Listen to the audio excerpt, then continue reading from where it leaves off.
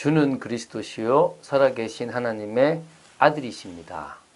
오늘도 우리의 이 고백은 하늘과 땅을 움직이는 고백이고 우리의 현장을 바꾸는 고백입니다.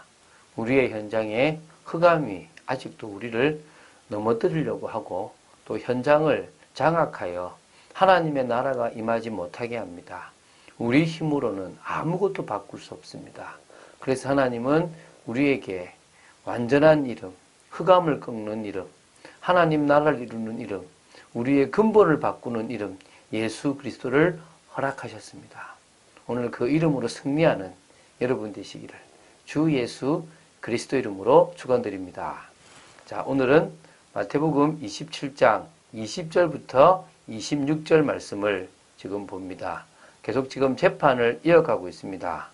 하나님께서 이 지금 11절부터 시작되었던 이 재판을 통하여 우리에게 알려주시는 것은 우리에게 있는 권한, 우리의 자리에서 믿음으로 결정하고 믿음으로 책임질 수 있어야 됩니다.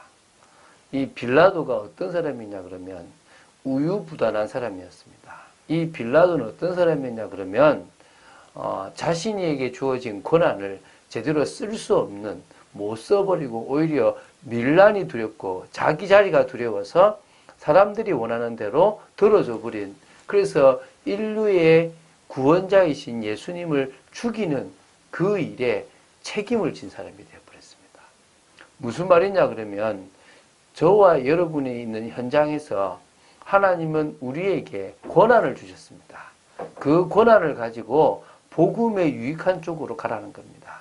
근데 그 권한을 잘못 쓰거나 그 권한을 쓰기를 두려워하거나 제대로 하지 못한다면 우리 인생은 또 다른 문제로 꼬이게 될 수 있습니다. 속지 않는 여러분 되시기를 바랍니다. 자, 그러면 20절부터 읽겠습니다. 대제사장들과 장로들이 무리를 권하여 바라바를 달라 하게 하고 예수를 죽이자 하게 하였더니 총독이 대답하여 이르되 둘 중에 누구를 너희에게 놓아주기를 원하느냐 이르되 바라바로소이다. 지금요 대제사장들과 장로들, 유대의 종교 지도자들이 무리들을 선동합니다. 무리들이 모여 있는 가운데 지금 바라바라는 그 당시에 폭동도 일으켰고 사람을 죽인 살인자인 이 악명 높은 바라바와 예수님을 비교합니다. 사실은 예수님이 이 바라바와 비교될 수 있는, 아니 이 세상에 어떤 인간과도 비교할 수 없고 그 자리에 설 이유가 없는 분이십니다. 그런데 우리를 구원하시기 위해서 그 자리에 섰습니다. 그런데 그것도 모르겠죠. 자신들의 자리가 위협을 느끼고 잘못하면 이 예수님 때문에 모든 문제가 생길 거라 생각했던 이 종교 지도자들이 예수님을 죽이려고 지금 선동합니다. 뭐라고 선동합니까? 바로 바라바를 풀어주도록, 예수를 죽이자도록 이렇게. 그래서 그 총독이 계속 질문하지 않습니까? 말해라, 둘 중에 누구냐? 바라바냐 예수냐? 라고 하는 그 질문에 바라바로소이다 라고 외치도록 만들어버렸습니다. 빌라도가 이르되 그러면 그리스도라 하는 예수를 내가 어떻게 하랴? 그들이 다 이르되 십자가에 못 박혀야 하겠나이다. 총독 빌라도가 어리석고 나쁘다고 하는 이유가 뭐냐면 자기에게 있는 권한을 못 쓰는 겁니다. 여러분, 하나님은 저와 여러분에게 각자에 맞는 지위와 어떤 그 자리에 맞는 권한과 권세를 주십니다. 그 권세를 가지고 복음에 유익하고 사람을 살리는 데 쓰기를 원합니다. 누가 뭐래도, 위에 사람이 뭐래도 우리는 소신 있게 우리의 길을 가야 될 수 있어야 될 줄로 믿습니다. 하나님의 나라를 위해서 쓸 수 있다면 무조건 복음을 위해 쓴다 이 말이 아니라 가장 올바르게, 가장 정직하게 써나갈 수 있다면 여러분은 맞습니다. 그런데 지금 너희들이 그리스도라고, 지금 사람들이 그리스도라고 하는 이 예수를 내가 어떻게 하겠냐? 왜 묻습니까 지금? 그냥 자신이 가지고 있는 재판의 판결을 가지고 이 사람은 무슨 형 하면 되는 겁니다. 그런데 워낙 종교 지도자들이 무리들을 선동하니까 겁이 나버린 거죠. 빌라도가 이르되 어찌미냐, 무슨 악한 일을 하였느냐. 그들이 더욱 소리질러 이르되 십자가에 못 박혀야 하겠나이다 하는지라. 그렇지만 이 빌라도의 판단으로는 도저히 지금 악한 사람이 아닙니다. 오히려 무죄한 사람이고, 그뿐만 아니라 자기 아내가 지금 사람을 보내서 이 사람이 무죄한 사람이고 의로운 사람이라는 것을 이미 제가 힌트를 줬습니다. 그래서 지금 여기서 지금 십자가에 못 박혀야 하겠나이다 라는 이 단어로 쓰인 게 스타우로데토라는 단어가 쓰여졌어요. 헬라어로요. 근데 그 단어의 기본형이 스타우로우라는 그런 단어인데요. 문자적으로 보면 나무 위에 매달다, 그리고 뭡니까? 기둥에 못 박다, 이런 의미가 있습니다. 이게요, 신약 성경에 46번 정도가 사용되었는데 모두 십자가에 처형하다라는 의미로 사용되었습니다. 그래서 특히 이 동사 나무 위에 매달다라는 이것의 문자적으로 본다면 신명기 21장 23절과 같아요. 나무에 달린 자는 하나님께 뭐요? 저주를 받은 것. 그래서 이 예수님께서 당하신 이 십자가 형벌은 예수님께서 재범한 하나님의 백성을 대신한 하나님이 인간이 받아야 될 저주를 하나님께서 누구에게요? 이 예수님에게 대신 전가시켜서 죽게 만들었다는 것을 의미하는 겁니다. 그래서 지금 그들은 지금 가장 그 당시의 형벌인, 심각한 형벌인 십자가에 못 박혀야 했지만 하나님은 그걸 통하여 인류의 대속제물을 삼으신 겁니다.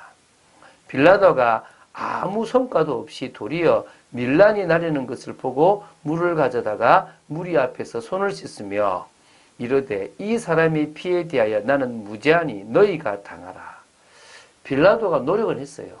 빌라도가 지금 이 예수도 구하고 밀란도 안 일어나게 하려고 했는데 갈수록 예수님은 구할 수도 없었고 또 뭡니까? 밀란이 날 위험이 있는 겁니다.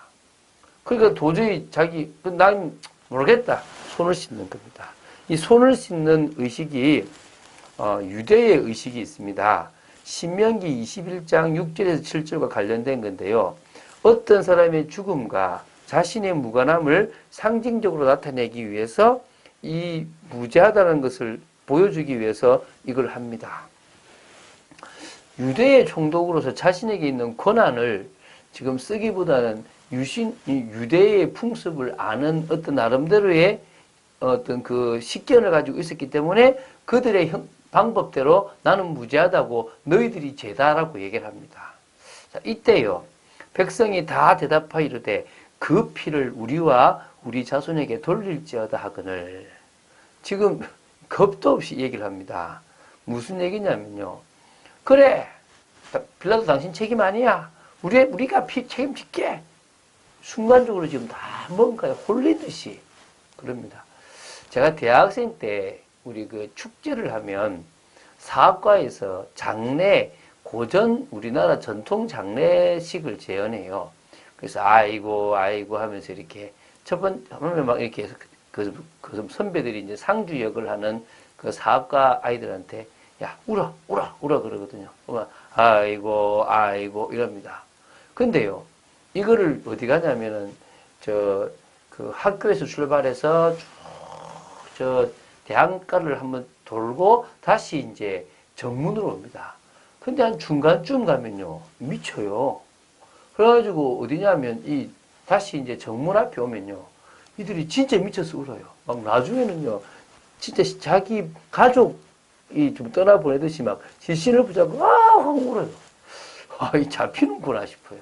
지금 이 유대의 이 이스라엘 백성들이 잡혀버린 겁니다. 그러니까 지금 이것 때문에요. 사실은 AD 70년에 예루살렘은 망했고 제2차 세계대전까지 이스라엘 백성들은요. 아주 비참한 대학살이 일어났습니다. 그런데도요. 모르는 겁니다.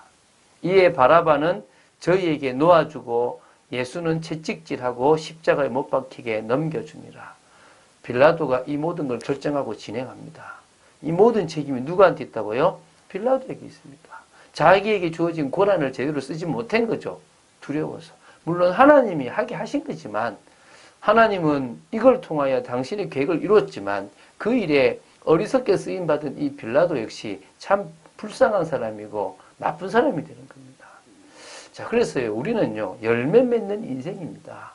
우리에게 주어진 권한, 우리에게 주어진 달란트, 우리에게 주어진 모든 것을 가지고 우리는 열매 맺는 인생입니다. 그 열매를 이 추수감사주인 이번 주간에 드렸던 거고요.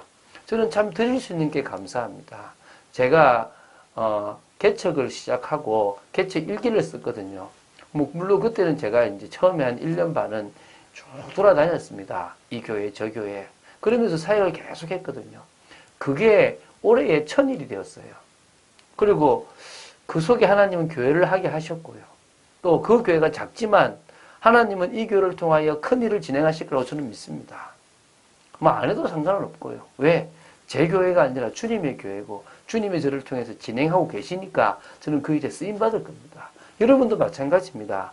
올 한 해 어떤 열매입니까? 여러분이 자랐으면 이미 여러분은 열매를 맺었습니다. 주일 메시지에 다른 것보다 우리가 정말 성도로서 맺어야 될 가장 큰 열매는 성령의 열매를 맺을 수 있는 영적 성장의 열매입니다. 여러분이 그런 성도로 살아났다. 응답인 겁니다. 그리고 여러분의 현장이 바뀌어져 가고 있다. 응답인 겁니다. 위기, 문제 상관없습니다. 하나님은 우리를 통하여 당신이 일을 하실 것입니다.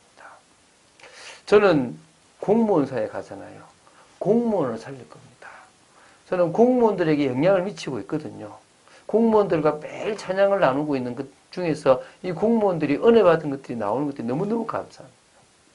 저는 그 일에 응답받을 것입니다. 여러분은 여러분의 일에 응답받는 오늘 되시고 한 주간 되시고 한 달 되시고 1년 되시고 평생 되시기를 주 예수 그리스도 이름으로 축원드립니다.